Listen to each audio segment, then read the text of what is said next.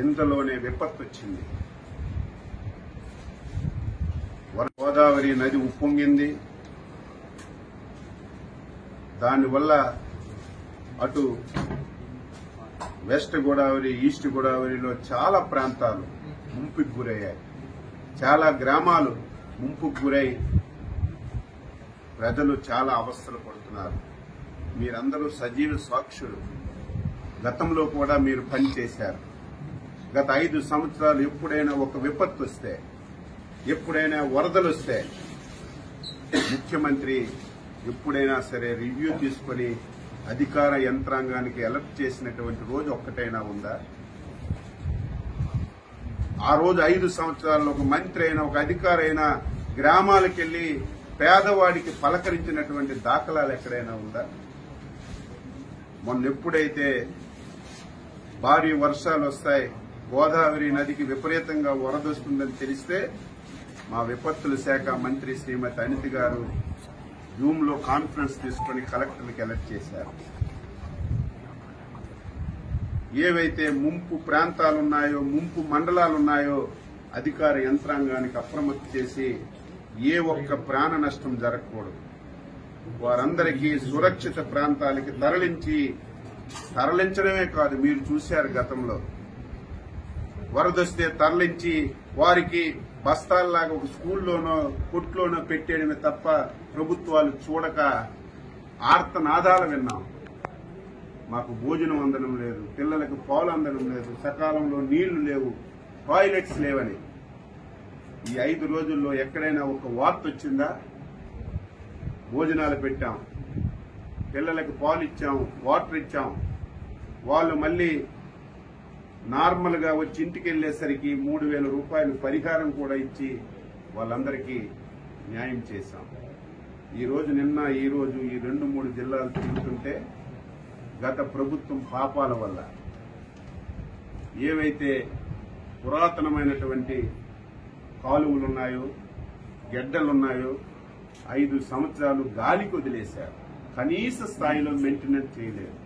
కనీసం ఒక తట్టెడు మట్టి తీసి ఆ కాలువలో ఉన్నటువంటి అడ్డు కూడా తీయకపోవడం వల్ల నిన్న వచ్చినటువంటి వరదలకి ఆ కాలువలు పొంగి 1000 ఎకరాలు రైతు పెట్టినటువంటి పంట పూర్తిగా నాశనం అయిపోయింది. నిన్న ఈరోజు చంద్రబాబు నాయుడు గారు అసెంబ్లీలో ప్రకటించారు, మా మంత్రుల బృందానికి పంపిస్తున్నాం,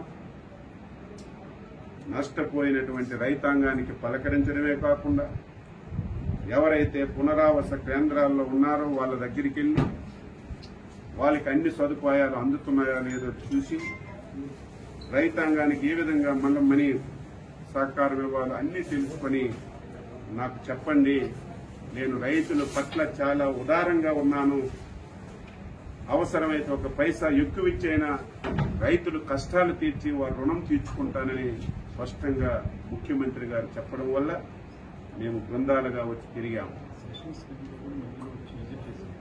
మధ్యలో సెషన్స్ టైంలో కూడా ఎవరైతే స్థానిక మంత్రులు వచ్చి ఒక పూట అసెంబ్లీ చూసి ఒక పూట వచ్చి పలకరించి వచ్చినటువంటి దాఖలాలు. నిన్న ప్రజలు 5 సంవత్సరాలు ఇటువంటి పరిస్థితి ఉంటే ఒక్క ఆఫీసర్ రావడం కానీ, ఒక్క మంత్రి రావడం కానీ, ఒక ఎమ్మెల్యే రావడం కానీ మేము ఎప్పుడు చూడలేదు.